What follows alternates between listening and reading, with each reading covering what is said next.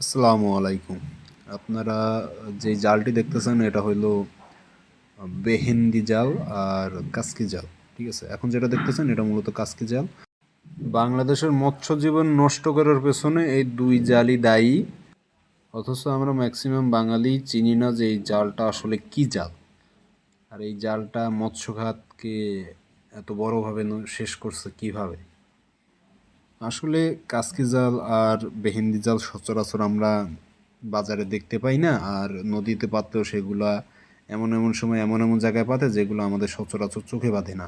যে এখন যেটা দেখতেছেন এটা হচ্ছে বেহেন্দি জাল, আর আগেটা ছিল কাসকি জাল। এই দুইটা জাল কোথায় পাতে আর কিভাবে পাতে সেটা বিস্তারিত বলতেছি। জেলেরা অবৈধ জাল দিয়ে মোটামুটি এই ধরনের জায়গাগুলা মাছ ধরার জন্য বেছে নেয়। আর একটু কাছে গিয়ে দেখাচ্ছি, একটু নিচে যাই।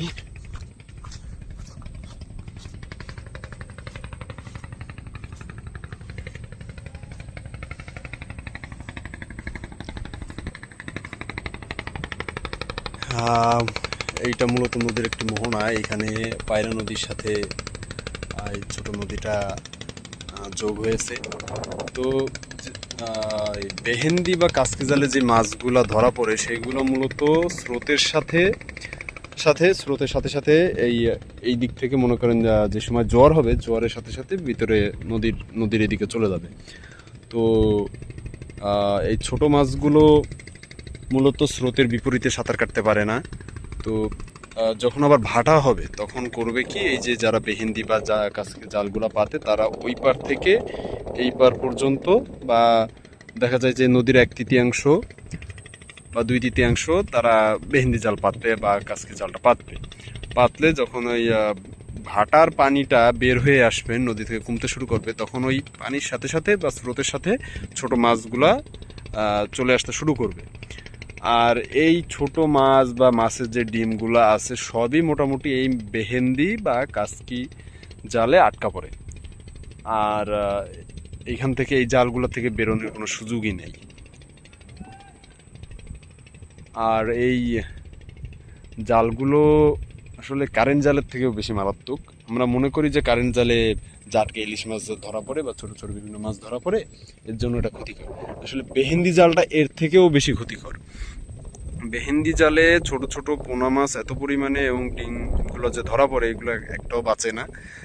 আর এগুলো বড় হওয়ার কোনো সুযোগ পায় না, বা এগুলো যে জালে ধরা ভিতরে ঢুকছে একবার আবার যে বাড়াবে সে সুযোগটা নেই। কারণ জালে আটকা পড়া মাছগুলোর যদি জাল থেকে বেরোতে হয় তাহলে তো স্রোতের বিপরীতে সাঁতার কাটা লাগবে, আর সেই ছোট মাছগুলোর পক্ষে এই স্রোতের বিপরীতে সাঁতার কাটা সম্ভব না। কারণ আমাকে যদি আপনি জিজ্ঞেস করেন যে বেহেন্দি এবং কাসকি জালের সাথে তুলনা করলে কারেন্ট জালটা খারাপ নাকি এই জালটা খারাপ, অবশ্যই আমি বলবো যে বেহেন্দি ও কাসকি জাল খারাপ। কারণ কারেন্ট জালে যে মাছগুলো ধরা পড়ে ওগুলো মোটামুটি খাওয়ার যোগ্য হয়, মোটামুটি। আর বেহেন্দি বা এই কাসকি জালে যে মাছগুলো ধরা পড়ে এইগুলো একেবারেই রেণুপোনার মতো, বা তার থেকেও ছোট বলা যায়। বুঝতেই তো পারতেছেন ডিমও ধরা পড়ে।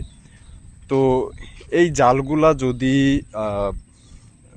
অবশ্যই এটা অবৈধ, কিন্তু এটা সম্পূর্ণভাবে সরকারি কর্মকর্তারা বা পুলিশ বা যারা নিয়োজিত আছে এগুলা ধরার জন্য, এদের বিরুদ্ধে ব্যবস্থা নেওয়ার জন্য, তারা সম্পূর্ণভাবে এদের ধরতে পারে না। এরা বেশিরভাগ সময় দেখা যায় যে রাত্রে বা যে সময় কি বলে পুলিশ বা কোস্টগার্ডেরা নদীতে থাকে না বা সাগরে থাকে না, তখন এরা পাতে জালটা। আর এদের বিভিন্ন জায়গায় সোর্স লাগানো আছে, যে পুলিশ নামলেই তাদের কাছে খবর চলে যাবে আর তারা সাথে সাথে জালটা তুলে ফেলবে। অনেক সময় হয় যে তারা পুলিশ আসতে দেখলেই জালটা ফেলে দিয়ে ওইখান থেকে কেটে পড়ে, ঠিক আছে, পালিয়ে যায়। তো এই বেহেন্দি জালটা যদি সম্পূর্ণভাবে নদীতে পাতা থেকে মানে এদের কি কি বলো ওটাকে ব্যবস্থা গ্রহণ করা যায়, তো এই বেহেন্দি জাল কাসকি জাল এগুলো নদীতে সম্পূর্ণরূপে পাতা থেকে যদি এদের বন্ধ করা যায়, তো তাহলে মনে করেন অন্ততপক্ষে মানুষ জাটকা ইলিশের মতো সাইজের একটা মাছ খাওয়ার সুযোগ পেত। কারণ কারেন্ট জালে যে মাছগুলো ধরা পড়ে সেগুলো মোটামুটি খাওয়ার যোগ্য হয়, কিন্তু এই বেহেন্দি জালের এগুলো মোটামুটি খাওয়ার যোগ্য না হয়। এগুলাই আমাদের দেশের এই যে নদীতে মাছ কম দেখতেছেন এর অন্যতম বড় কারণ হচ্ছে এই বেহেন্দি জাল, কাসকি জাল। তো আমরা বাঙালিরা ম্যাক্সিমামই জানি না যে এই বেহেন্দি জাল বা কারেন্ট জাল, এই বেহেন্দি জাল আর কাসকি জালটা আসলে কি, ঠিক আছে? তো আমরা খালি আগে থেকে জানতাম যে কারেন্ট জাল বা এই ধরনের যে জালগুলো আছে, এই কারেন্ট জাল জাতীয় এগুলাই বাংলাদেশের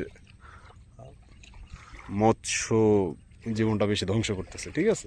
আসলে তা না। এর জন্য আমি যা দেখতেছি বেহেন্দি জালটাই বেশি দায়ী। বেহেন্দি জালটাই বেশি দায়ী। শুধুমাত্র বেহেন্দি জালটা বাদ দিলেই বাংলাদেশের মাছের পরিমাণটা অনেক পরিমাণে বৃদ্ধি পেত।